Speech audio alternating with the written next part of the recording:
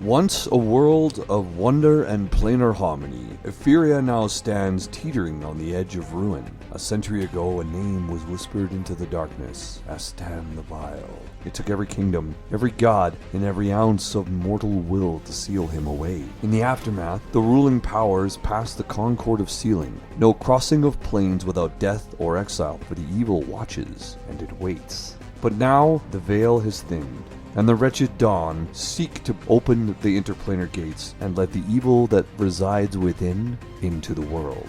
But amid the chaos, there is a spark. A band of warriors, they are Etheria's last and final hope, for if they fail, the world will plunge itself into madness. The signal is chaos. Join the Planar Vanguard on Distant Whispers, a D&D actual play podcast, found on Spotify, YouTube, Apple Podcasts, Podcast Addict, and more. Lords of Sin is a dark and brutal Dungeons & Dragons narrative play intended for adults and adults only. Specific content warnings can be found in the episode descriptions. Rise up, sinners. Lords of Sin is back.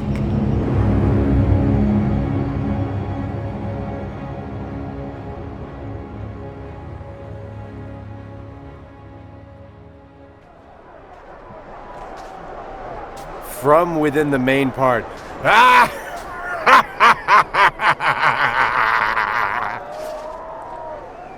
Now I'm definitely going to take my time out here. I'll see you inside. Oh, do you want me to come with you, or? I mean, sure. Company would be nice. Yeah, I'll walk you around. Appreciate that. He just wants to kind of get a lay of the land, see if there's people meandering, lingering, anything that looks like a devil. Oh, there's people getting laid, all right. So as you're walking around, like I said, this is you're used to very decent. You're used to cities. This is this even a town? There are 10 buildings that you can see, the general store. The store here doesn't even have a sign outside of it. But go ahead and make me investigation checks, and that will be for Kaldian and Lorwryn if you are going with. Oh, Korrin. Korrin is going with. My bad. And we're back. He's a little distracted. I'm so with you. Let's go. We're just talking and walking, having some fun. He's like, did you grow up near here? Is this someplace you moved to? No, I just moved here after the big adventuring and all that stuff. It seemed like prime real estate, and I got the place for really good and been able to upgrade it and keep it going. Well, it's a lovely place. Everyone here seems very excited. Yeah. Oh, yep, that worked too. Also that. So, Korrin, you got a 7, which means you don't notice much. But that's the interesting part. You don't notice much. This is a small town, but you don't hear or see almost any signs of life as you stray farther from the Cat and Chicken. There are, of course, some faint lights that you can see in a nearby hut or hovel. But you could hear the brothel from meters away.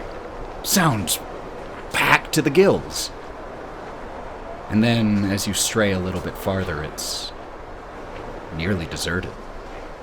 Not that you would expect to see a ton of people here in Makeshift, but you see even fewer than you would expect. Something's not right. There's usually a lot more people around here. The door to the main shop, which it's late afternoon, approaching early evening at this point. The store should still be open, but the sign is turned to closed. Give me a moment, and she's going to run up to the shop and just kind of peek in. It's dark inside. And check the door, see if it's locked. Doesn't open. He's usually open around this time. Where the hell is everybody? It's not that late. 1 second. And he's going to close his eyes, and when he opens them back up, they're going to be glowing with a soft blue mist, and he's going to cast Detect Evil and Good. Okay. So for 10 minutes, if anything evil or good comes within 30 feet, he'll kind of know about it. You don't get anything at all right away. But as you reach the end of the quote-unquote town center, turn back around, retrace your steps. As you start to approach the brothel once again, the Cat and Chicken, you get a faint something from like an attached storage shed or stable, and it feels infernal. Kaldian will put his hand on Korrin's arm and just point. I'm getting a sense of something infernal over there. Could be something, could be nothing. Honestly, it's probably Zhou. This is where he went, right? Well, yeah. Well, he went back there. He was at the brothel. He said he was going there. I don't know why he'd be hunching in a goddamn shed. I mean, I do know why he'd be hunching in a shed. But at this point in time... Zhou, do they hear anything from inside at this moment? They do. What they hear sounds like a wrestling match with 20 people involved. Shit's being hit and crashing through. It's intense. What they're hearing sounds like 20, maybe 30, who knows, worth of bodies and effort. That's the way to put it. Cheers. Bodies in yeah. Worth the bodies and effort. Miss those days. Anyway. And is that coming from the brothel or the shed? There is a lot coming from inside the brothel, but you hear cheers and shouts. This other type of commotion seems to very much be coming from this shed. You want to open it? Not really. I would rather, just get on the airship and... Come on, no! Come on, live a little, holy man. And if you play your cards right, you might be able to fill some of those holes. Now, come on. Ugh.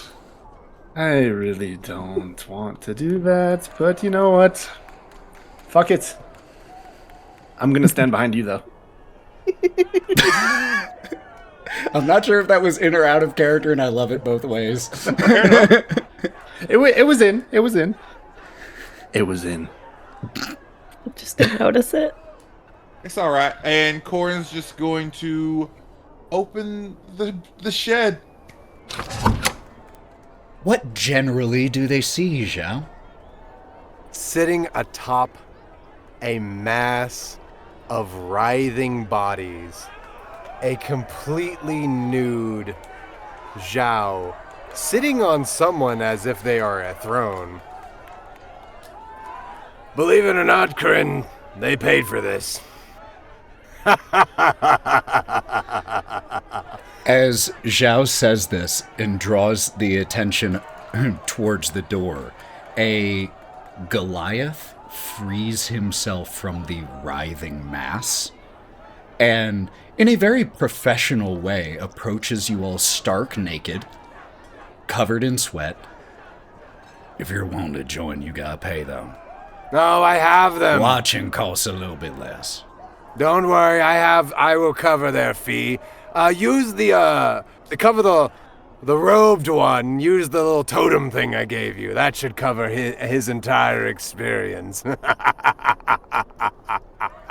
Korrin and Kaldian, could both of you make me perception checks, please? 11.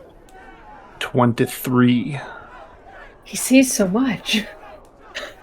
Kaldian, there are a lot of people in here, and like Zhou said, it is a mass of flesh. How many's a lot? It's about, not counting the Goliath and Zhou, it's about 7 or 8 people in here. They are on top of each other, like Zhou said, he's sitting on one of them. You notice that one of the individuals towards the bottom of this writhing, sweaty mass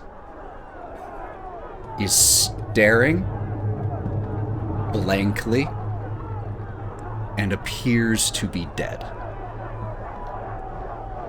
As you watch, one of the individuals here writhing just turns from the person they were focusing on, runs a caressing hand over this corpse, and licks up the side of its unmoving face.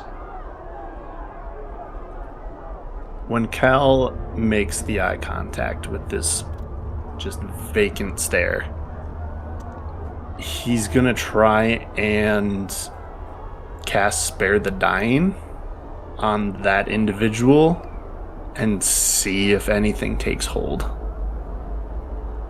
Spare the Dying grants you, as a cleric of one of the gods, the ability to stop the spirit from leaving the body. But the spirit has to be there. And this one is already gone. Save your breath, Kaldian. That one was gone long before I even got here. Insight. Is that a tinge of lying? I actually, in this case, need a deception check from Zhou because that one was alive. Just not great. So there is a little bit of lie here. So make me deception versus insight, please. 21. Sorry, darling. You buy it hook, line, and sinker. Oh, that was such a bad roll. Seems like they were dead when Zhou got here. Or at minimum, you don't see any reason to doubt the truthfulness of what he's saying. Cal is going to take one step in to the door, grab the handle and close it, and look at Korrin. One of the devils is here. You hear from the other side of the door. Nah shit, Sherlock. Put your clothes on and come help. No. You take your clothes off and you come help.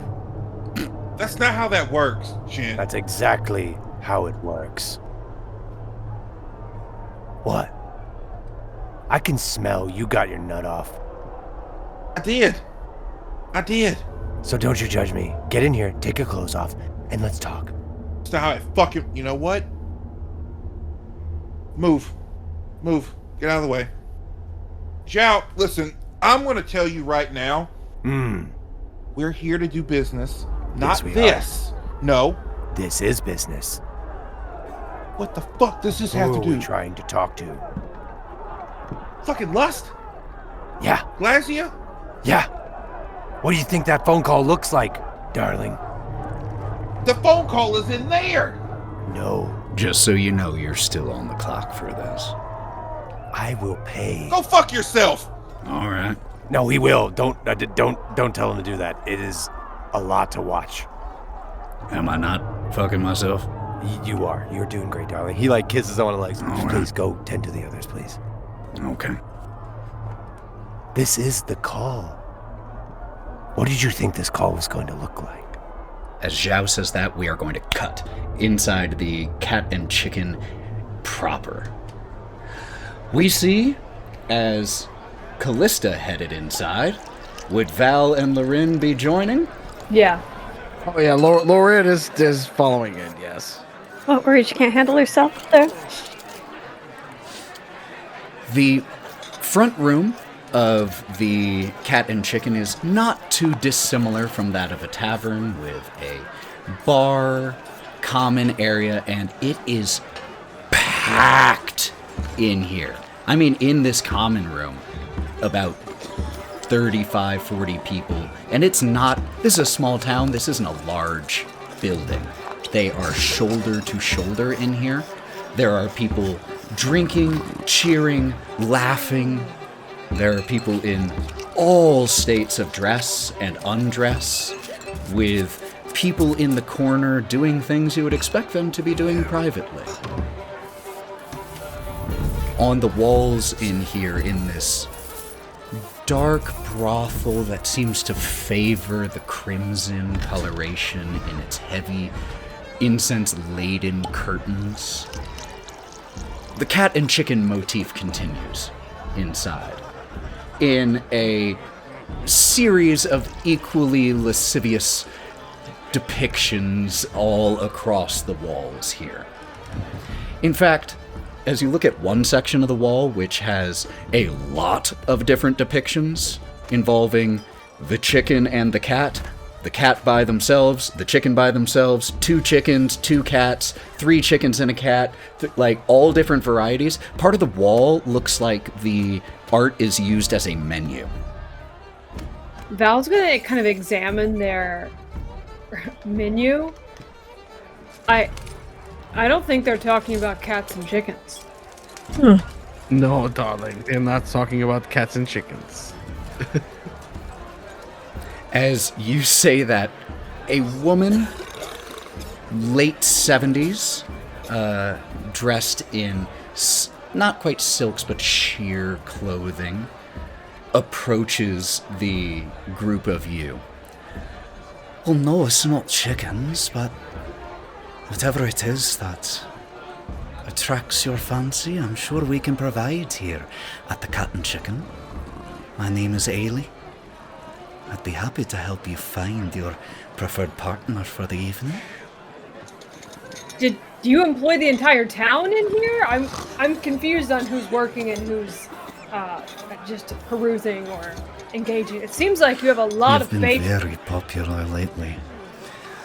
Well, as for who's working tonight, well, why don't you tell me what you fancy, and I can let you know who we have who can aim to satisfy. I appreciate that. You seem very lovely. But I'm on business. Well, I'm here on business too. This is my business. Well, if you're not here for company, are you here for drinks or games? No. I'm here for. You know what? I did misspeak earlier. I actually am looking for someone in particular. She goes to take your hand. Do you let her? Sure. I would just grab my hand. It's fine. Yeah, she just takes your hand and she kind of pats it. Oh, is this your first time? I'm literally gonna pull my hand. She pulls her hand away from her. Listen, it's not my first time, lady. I'm just not into you like that. Jesus. No offense intended. Well, fine. What about the other two of you? How can I help your fantasy become reality tonight? Kalista looks to Lorwryn, looks to Val, looks to the old woman. I think I wish to just let go for night, if that's okay with you. And she's going to take a few steps away, and as she walks, she's going to let her robe fall from her shoulders. And she will walk into the crowd of writhing bodies, for lack of a better term. In here, writhing in a slightly different sense than they were out in the other building. But the throng of people as you push through here, you notice several very appreciative glances of your now bared shoulders. The working folk here, the courtesans here, they make themselves very well known. You can see who's working. Either because they're literally currently here in the main room in the throes of working, or because they are trying to not attract clientele, they are trying to pick clientele. At this moment, none of the 7 or so courtesans who are here are having to work hard to get someone to hire them. They're having to pick whom to be hired by first. Lorwryn, as Kalista goes and does what she does, Lorwryn is going to transmutate her clothing to be a bit more revealing. Think like Shadowheart when you're at night in Baldur's Gate 3. You mean the mods or no mods? The camp. It's a camp. No mods. Asking the real questions. That is a valid distinction. That is a very important distinction. That's a very important question. And who's mod order? Who's mod load order? Because we're probably going to have different answers to that. Right. Check my mod list.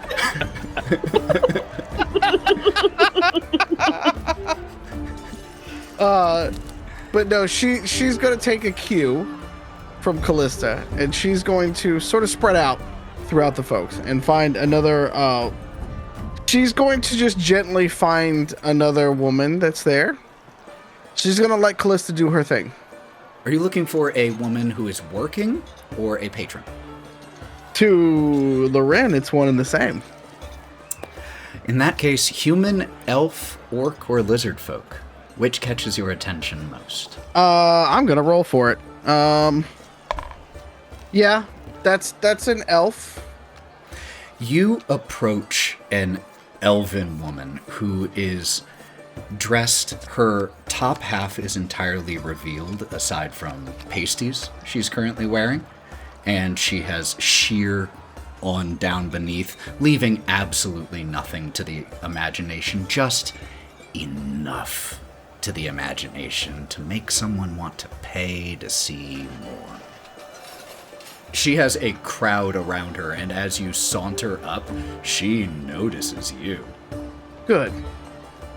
She sort of leans in and starts to sort of put on a little bit of a show for her. And as she leans in towards the woman, she kind of caresses her cheek.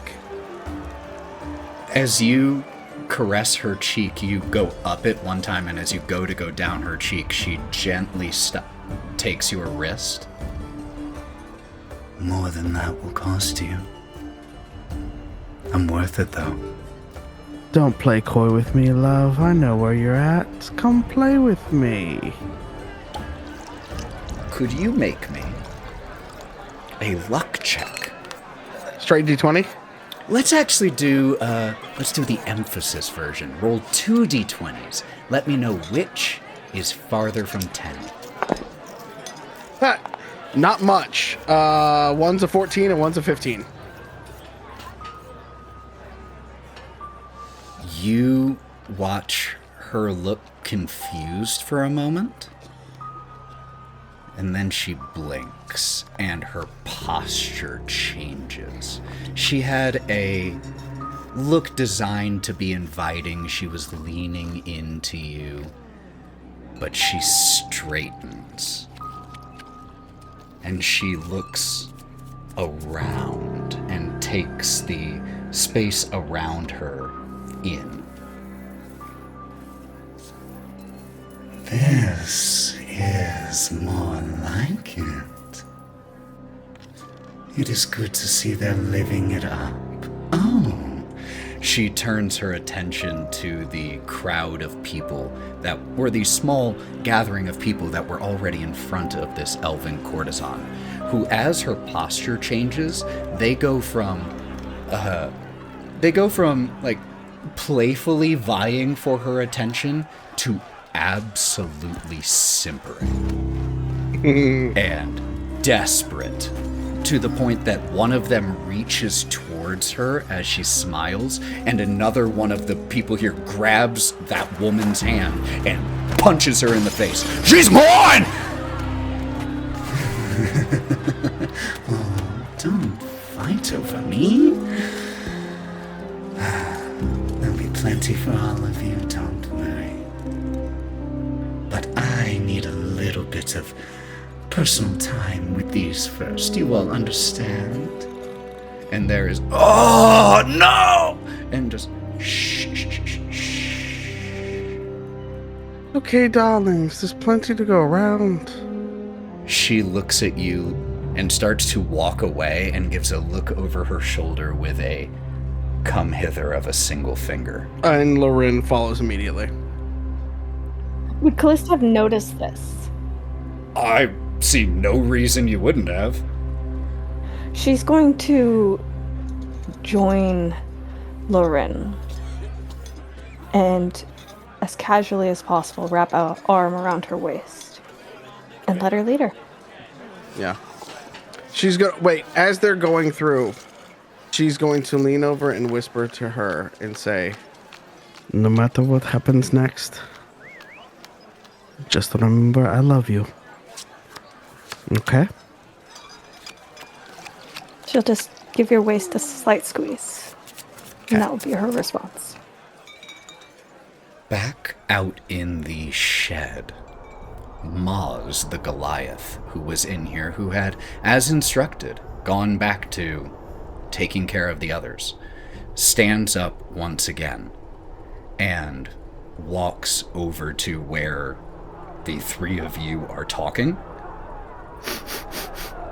and says, I need you inside.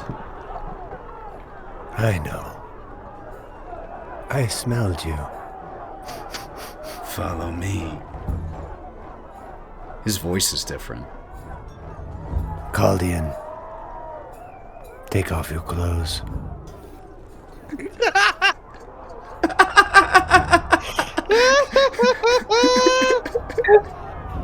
We are all far too far. Cory maintaining a totally stony face right now is my favorite part.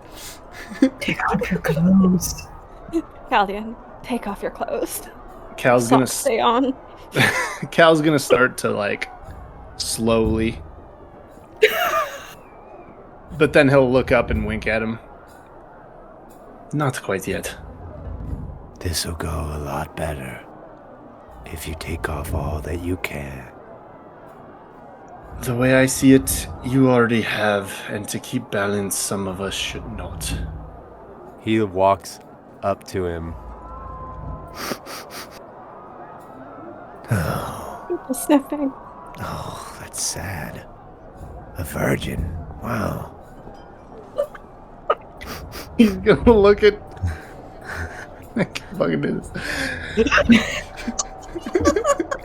He's gonna just look at Korrin and be like, what the Can you believe that, Korrin? Maz, as this is happening, you're keeping me waiting. Sorry, love. Sorry. Follow me. Absolutely. You stay in the back. Virgin. Are you a virgin? Really? No. He totally is. Don't let him lie to you. There's nothing wrong with that, sweetie. This is all right. Just because I follow a god does not mean I follow a specific god that does that sort of thing. No. Listen, I love you for whatever you are. I'm glad you came with me, Lady Korrin. You're welcome. As she puts her clothes back on, making direct eye contact. No, keep him off, Korrin. It'll be better. It's cold. It won't be where we're going. I promise. We see this part of the building is connected, but you have to walk through the back. But Maz leads you through the back and begins to lead you all in. Are Zhou's weapons and armor around? Since he's not wearing anything. Took him off here. I'm gonna scoop him up.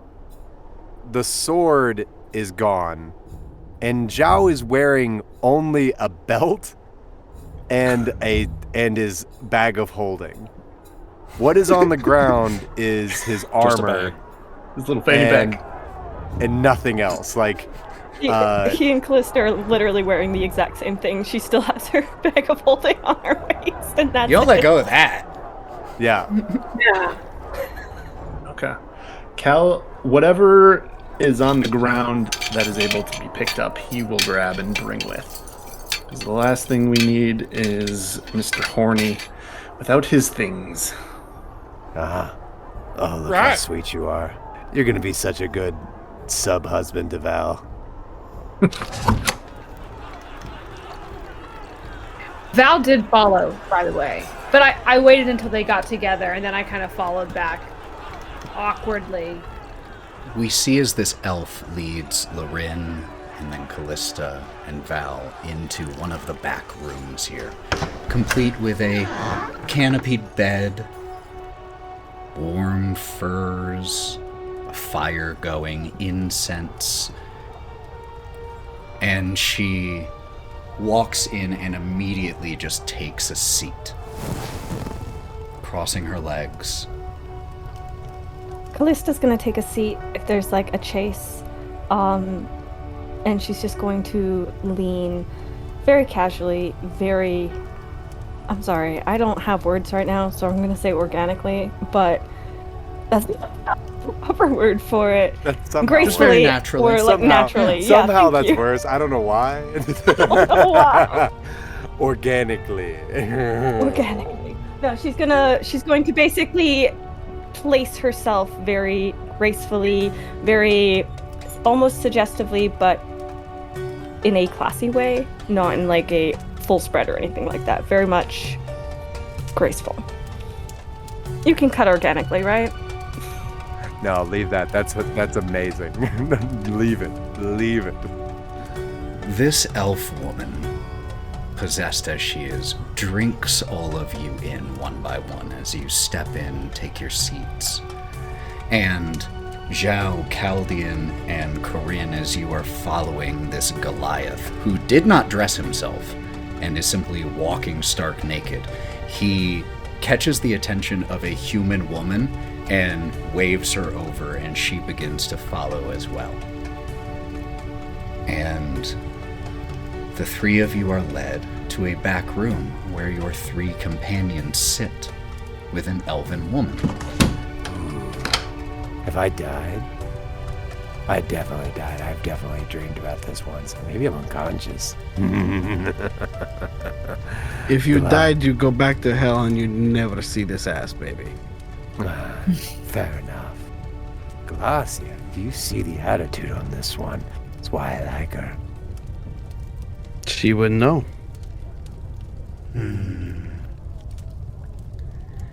As Maz stands at the door, having led the two of you in, he... What? You two can stay here. And she, the elven woman, gestures, or points to the bed, and looks at Maz and the human woman, Catalina, that he brought in. And the two of them nod, walk over to the bed, and begin to disrobe. Excuse me, I get bored and need a little bit of a distraction if we're going to just be talking. And speaking of talking, I believe you all were looking for me. Hi, honey. Good to see you again. You see Zhou turn his face and then turn back to Glacia. Wait. What? Down, honey boy. No, you don't. No. You don't get to just drop something really fantastic like that. Excuse me? Glacia looks at you, Lorwryn, and squints. Oh, I do recognize you. What was your name again?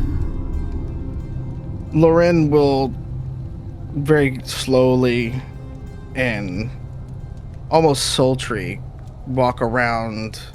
Mim, was it? And as she's doing this, she'll sidle up to her ear and look back at everybody else, and she will go, "Oh, darling, you know exactly who I am. The last time we were together in your throne room, I was face down between those beautiful thighs and you were screaming my name to the entire circle. So don't play coy with me, bitch." And then she'll get up and walk back around and stand with her friends. Oh, that's right. You're that spider whelp that I used to ruffle Daddy's feathers. You were a fun plaything, but I sincerely hope that you didn't get the wrong impression that you mattered to me. Oh, you trying to tell the daughter of Loth about lies and deception. Very cute. Now I assume that you all didn't ask me here to recount old flames. So what can I do for you all? Oh my god, hold on. I'm sorry, Glazio. That is wild. I heard about that. Had no idea that was you. That's crazy. We talked about I heard about that. From one of your other concubines said. My esteemed colleague here has a proposition for you. Well, the second proposition, you still haven't answered me whether or not you're willing to marry me. She smiles.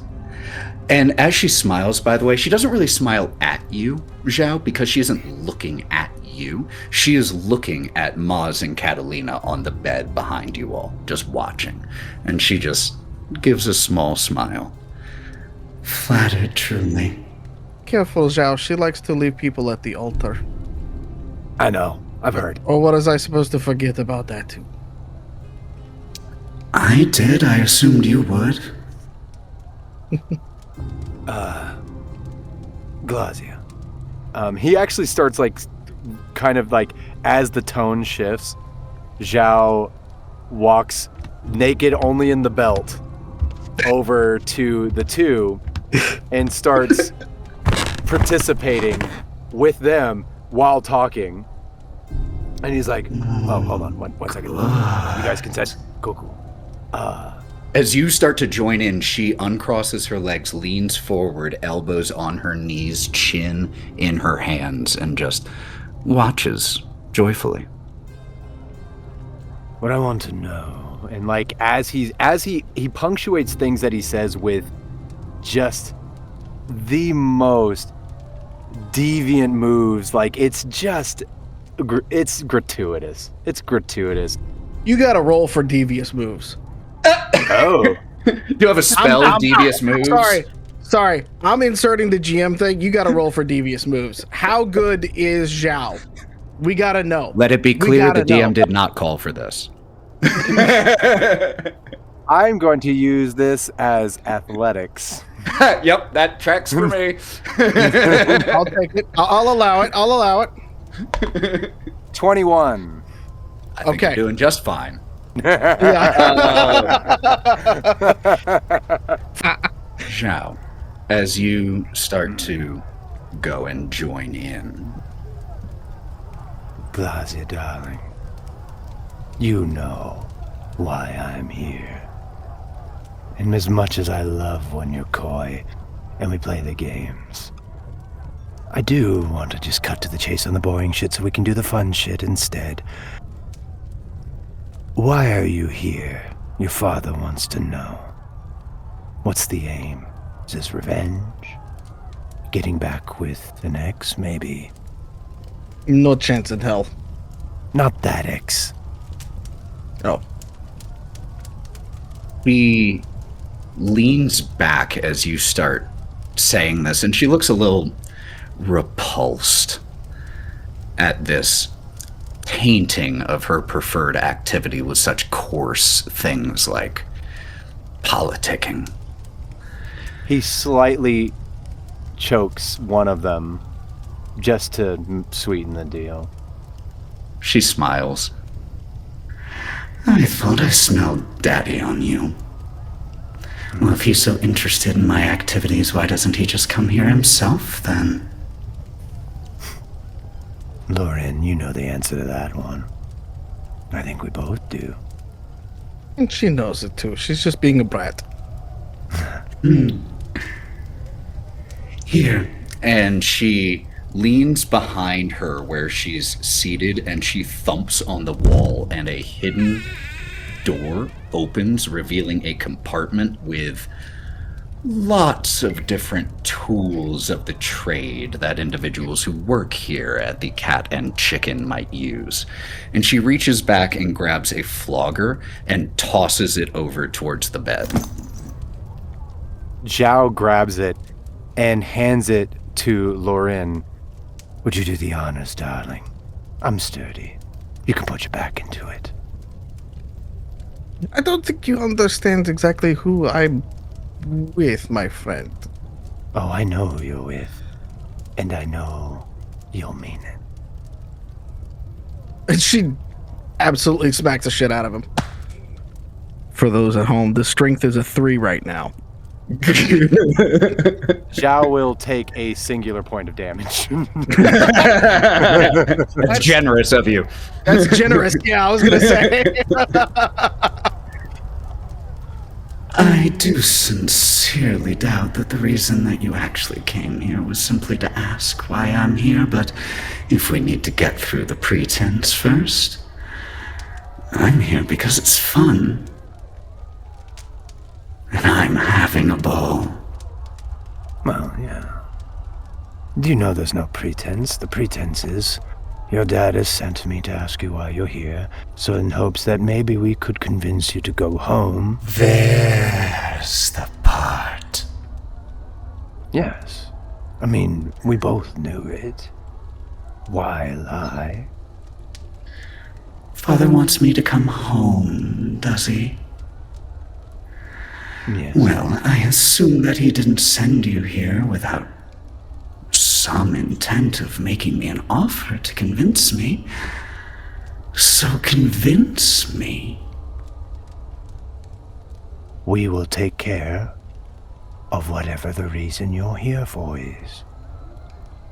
If it's to take care of an ex, we'll go there next, and we'll make it humiliating. We'll make it embarrassing. And we'll make it, oh, such a wonderful show. But if it's for another reason, because we both know you could have fun anywhere, so that can't be the case. The mortal realm isn't so grandiose. So if it's something else, then we need to know that, so that we might formulate what we could offer you in that regard. One is obviously easier than the other. Oh, so I get to make the requests.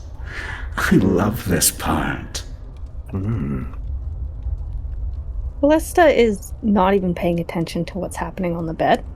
She is sitting there only watching Glazia and just focusing intently on her. Val's on the ceiling.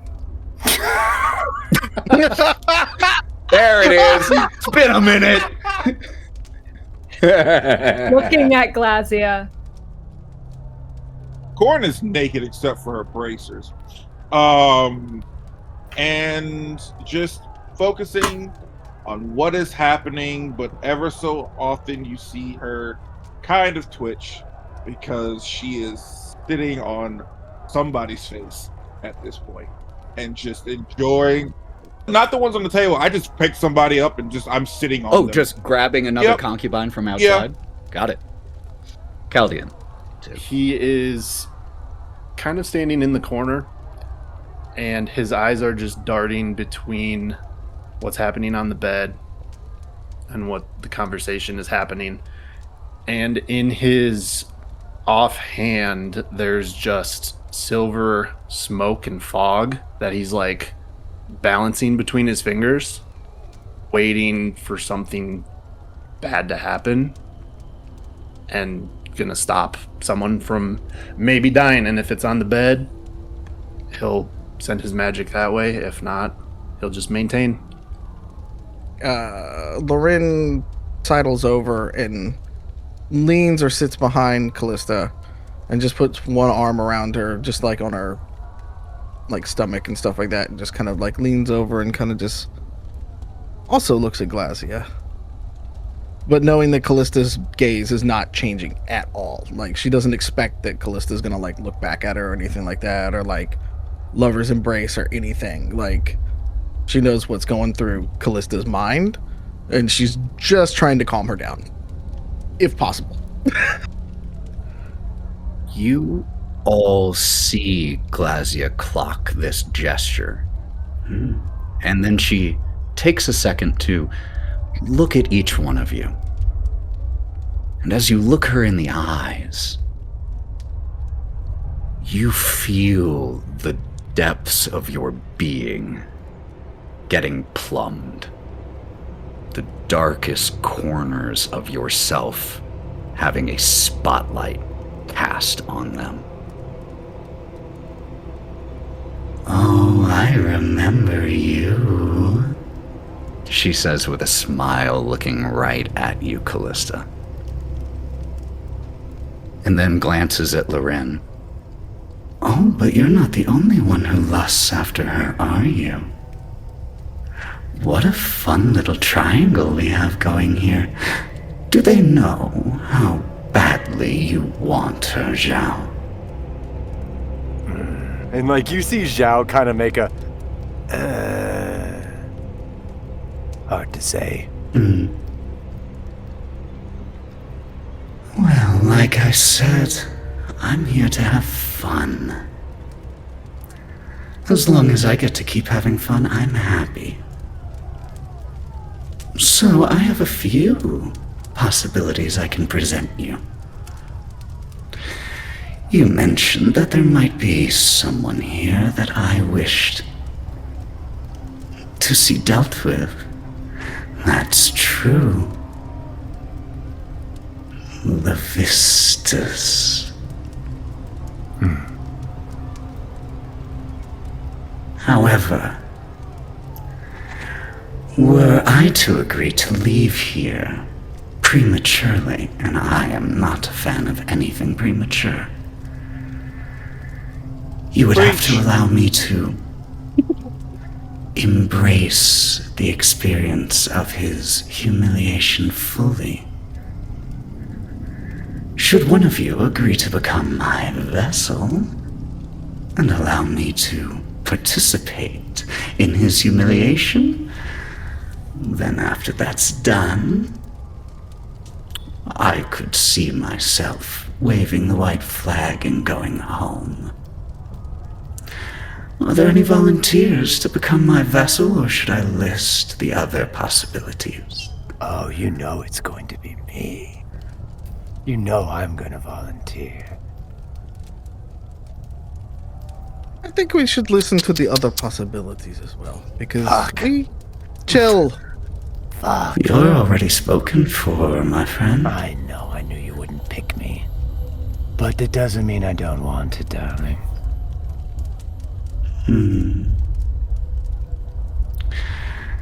Second option. Easiest option for all of you, and as far as I can tell, is the greatest win-win-win for all.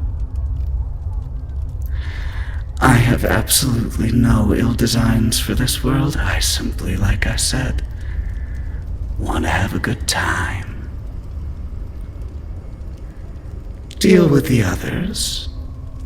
Let me stay and have a good time while you do.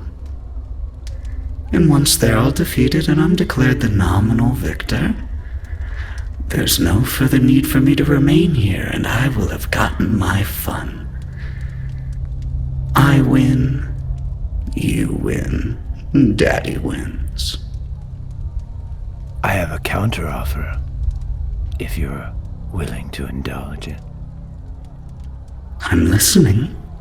We could agree to those terms. Absolutely. With a caveat. Only if the place you set up shop for this were to be the floating city of the Valahim. Now that we've kicked out its previous residents, I think that might be a very alluring target for you.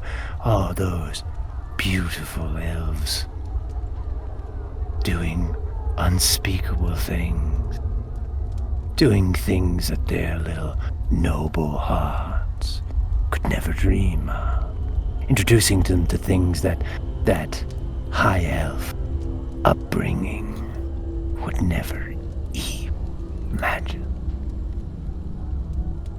Or we do not sacrifice a bunch of people because of their mistakes while under the influence, Zhou. You see Zhou physically recoil at that. You may enjoy all of this. Sure. And perhaps while these people are under your touch, they do as well. But when they wake up and they see... So, hold on. You see Zhou shoot his head towards Kalista, and you can see his eyes burrow into your mind as if he is begging you to speak to his mind. But when they wake up and see what they have done, what has been done to them, that is where their suffering starts. And they are scarred. Scarred in ways a blade could never touch. Oh, God. I would rather you walked in my flesh, in my body, than to have you sit on this world for that long. Ooh. That's a twist. Didn't expect that in. You would become my vessel, my chalice. You know what that entails, don't you? Yes. I have a feeling I do. But I'm not agreeing to anything yet. I have 2 other ideas if you would like to hear them. Speak. Before I do, this show is getting dreadfully boring. Do any of you have a knife I can borrow? To slit your own throat? Because I got one of those. But if it's not going to be used on you, it seems a bit boring to my... Do you wish me to slit my throat? Zhou looks up at Val, and with his, just with the flattest voice, is like, Val, please, for the love of God, shut the fuck up. That's a vessel. What part of vessels don't you get? I can't think of a good reason why she would want a knife. God, you're a virgin. I can show you. Rather, they'll show you. Do you have one I can borrow? Val just narrows her eyes at her. No? No one? Fine. I do. Oh, you do? Oh, good. May I? And she stands, walks over to where you are, and extends her hand. And he goes over to where Cal is and gets in his stuff and pulls out from his bag of holding what looks like a butter knife. Like it's like from a tea set, and he's like, "You're not gonna waste the merchandise, are you, darling? These are pretty ones, I would." It won't be a waste. Maws from the bed. Please, give it to her. Give it to her. I want it. Oh, damn. All right. And he gives the butter knife to... As he goes to give it, Cal's gonna grab his hand. If anything bad happens to any of these people, it's on you. I've never been known, Glasio, to be the type to not fuck him to death, if you will. But he does consider it, and he looks Kaldian in his face. Do it to me, Glass. Show them that this is for fun. And puts his neck right, he essentially puts it in her hand, and then places the blade right next to his very muscled neck. She replaces your hand on the blade of this dull, somewhere between a butter knife and a cheese knife that you have handed her. And she keeps it there while turning her gaze, this elven woman's gaze, to you, Kaldian. Oh, you're a handsome one. Perhaps you could convince me? Oh, don't fear. This vessel feels all of it. As do I. And she pulls the knife away from you, your neck, Zhou, and she tosses it to Catalina, the woman here along with Maz. And she, after tossing it, takes her hand and just, in a very sensual and delicate way, puts 2 fingers on your chin to turn your head and leans her lips right next to your ears. You want it too bad. You have to beg. For now, you just get to watch, little thing. And as Catalina takes the knife and looks very unsure as to why this has been tossed to her. Don't hold back. Catalina, I want it. It's all right. Give it to me. And she goes to cut him, but it's a dull knife. And as it just kind of grazes on his skin, she looks up to the embodied Mim, Glazia, for approval. No, more.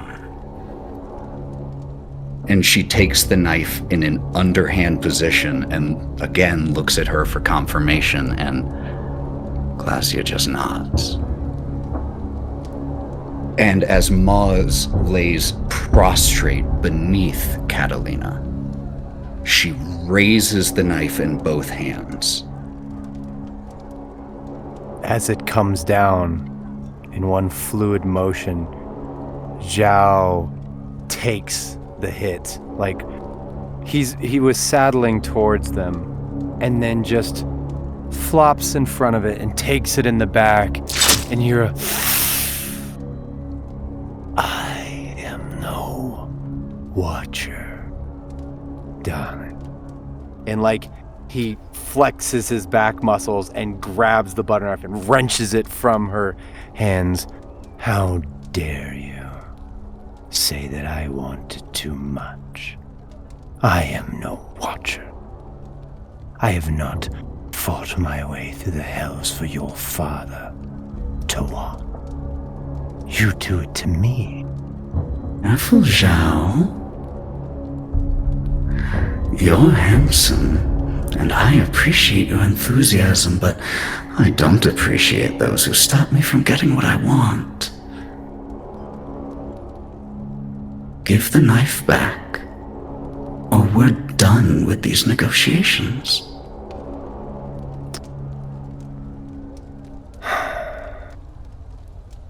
He goes up to her, and he looks at Lorwryn. Give us your 2 other options, darling. Give the knife back, and we can continue discussing. Otherwise, you're not very serious, are you?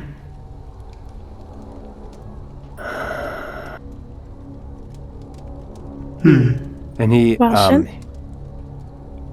you going to prove your greed is so great that you will not let her have her fun? It was your idea to negotiate. So we shall negotiate. Give it back. He looks at Kalista. Good girl. Fair enough. I was doing this all for your benefit. And he pulls the knife out. I care little. And like hands the knife to, he tosses it back to the waif of a concubine. Stab his dick or whatever you want. Glazia smiles and gives a little purse of her lips and a nod and goes back to sitting. Now, you asked what the third and fourth options were. There is, I think, one of the devils here that Daddy is even more interested in than me. And you all hear the sound of a dull knife being jammed through flesh. Oh, yeah, that's it. More. And another. And as he says more, Moz begins to cough up blood as Catalina is now straddling him as he is lying down and is repeatedly bringing the knife up and down and up and down, piercing into his abdomen and his chest until the cries of ecstasy end with a death rattle. Spare the dying. I'm so happy we decided to negotiate with this one. She seems so nice. I don't think she cares about them on the bed. She's playing with us. Because watching us squirm is the realest pleasure here. You know, I have found that the accusations people make about others are often a mirror. Maybe that's you. I and love not me. watching people get ripped limb from limb. And of course it brings me pleasure, but I don't fucking act like it doesn't. At least you act like it doesn't. But I know what I am. I'm not sure that you actually know who you are. Have I been acting like this doesn't bring me pleasure? Oh, then that is my mistake. We know what brings you pleasure. And it's not here. It's being away from your little daddy, you incestuous bitch. Well... Looks at Kaldian as he walks over and uses Spare the Dying. So fragile. So many thresholds of pleasure you all can't even touch. It's a shame. Oh, now that you've said that, I'll get back to my other option in a moment. Let me present my fourth first. You there. And looks at you, Kalista. I'll admit my time on this island of yours has been incredibly fun. But there's only one thing since I've come to this tiny, insignificant world that has brought me even half as much pleasure. And that was when I wore your sister. Fucking hell. Give me her, and I'll leave now. You're stupider than you look. Now, you were saying something about greed to Zhou, weren't you? Let's see how greedy you are. And she sits back. Have you ever loved? Yep. I have. What happened to it?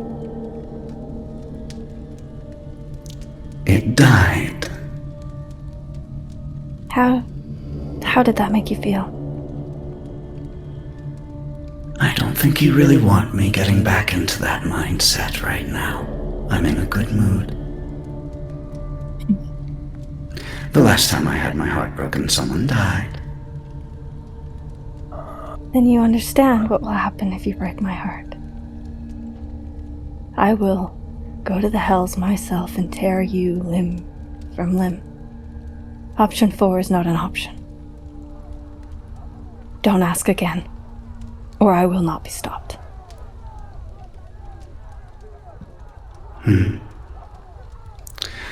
Fine, third option.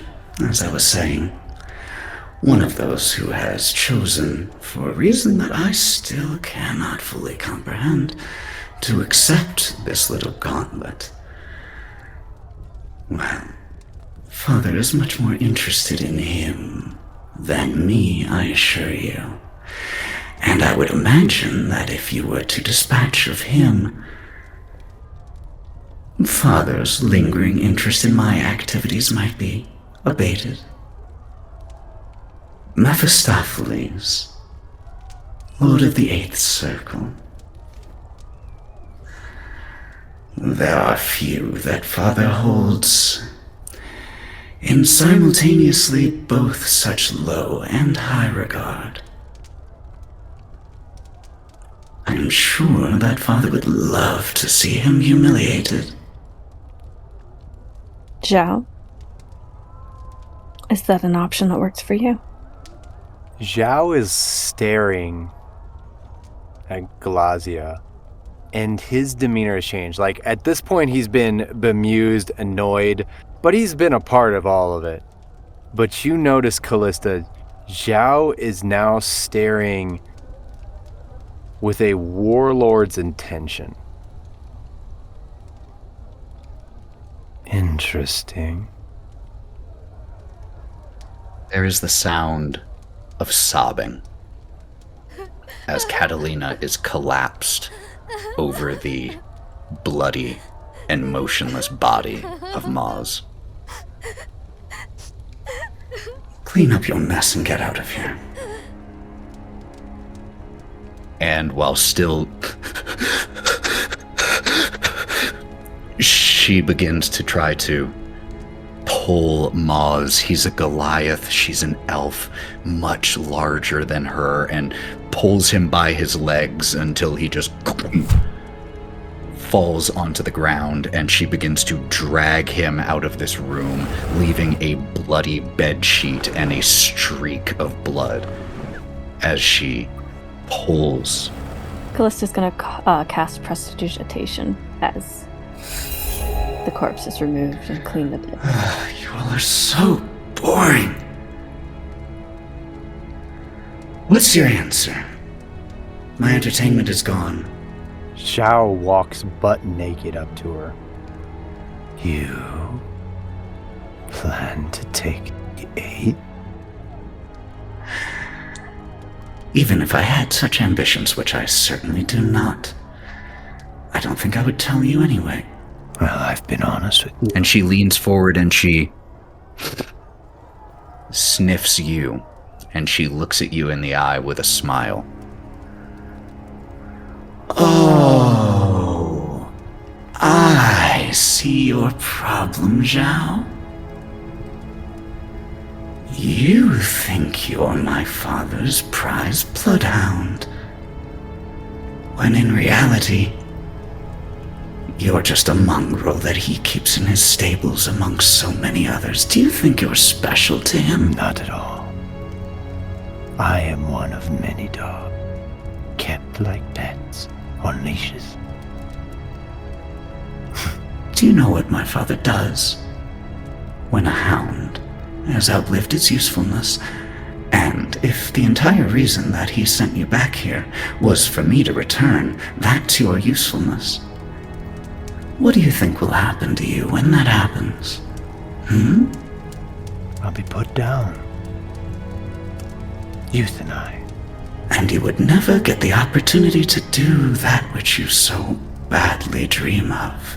So I don't think, Zhou, you actually want to see me leave this world quite yet.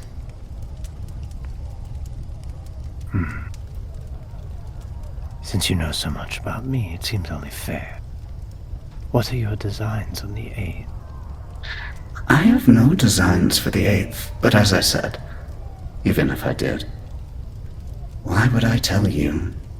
'Cause it's fun. It seems I have all the bargaining power here. You want something from me. What do I want from you? Your father wants to keep you from getting humiliated. Well, then I think my second option sounds like the best of all worlds. Go deal with the others. Leave me to continue having fun on this beautiful island with all of these incredibly enthusiastic and pliable individuals here. Once all the others are done, I get to claim victory, no humiliation, and I leave. Zhou looks back at Lorwryn and back at Kalista.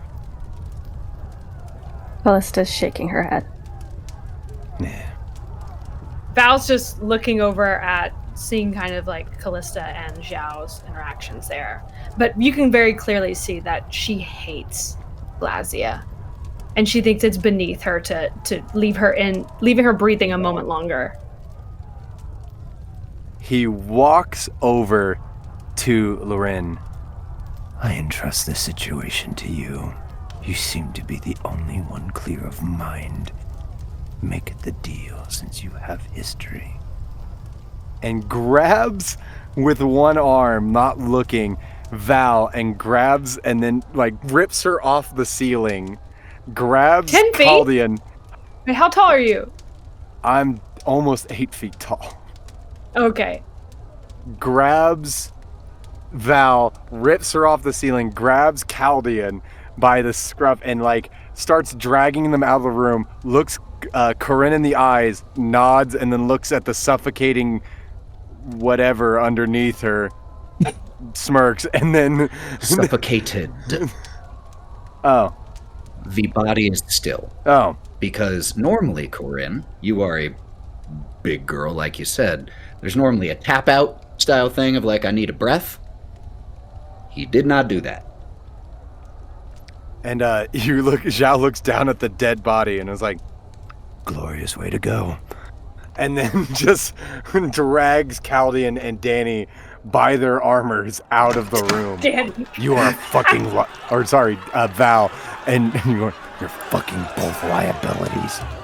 And just throws them out of the room and then shuts the door She behind punches him in the balls. He's naked. He grabbed Yeah. me, so she's gonna punch him in the balls. And he goes, again.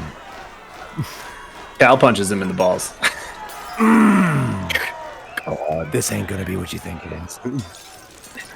We see this Rochambeau match going on as you all leave the room. And Glazia walks over to the body, whether or not, Korrin, you are still seated upon it. And Korrin, could you make me a perception or insight check? We got a 10 on a perception.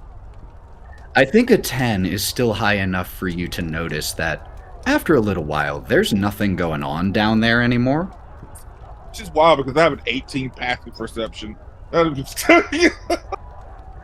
So as you lean so that you can look at the concubine beneath you and you see that this individual has suffocated, how do you respond to that? You just killed the person that you, as you have said, you have been coming here regularly and seeing.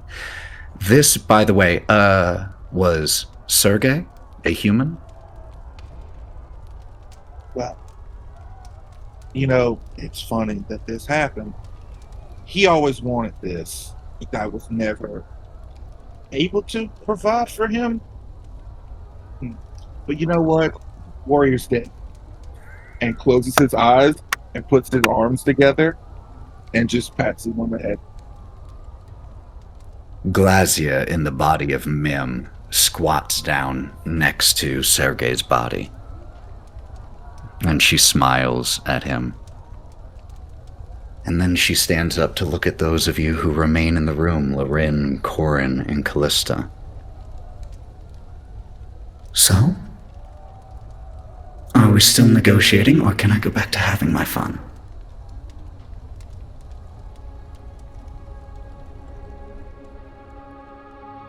If you enjoyed this episode, please leave a review, a comment, and share with your friends. Want to support the podcast and get some behind-the-scenes content and some extra goodies? Check out Go Buff Yourself on Patreon. Lords of Sin is Cory J. Phillips as Zhou, Danielle Phillips as Valkerie, TheMalloMan as Lorwryn, Aaron as Kaldian, Matty as Kalista, Mav as Korrin, and Ethan as all the other stuff. Sound design and editing also by Ethan.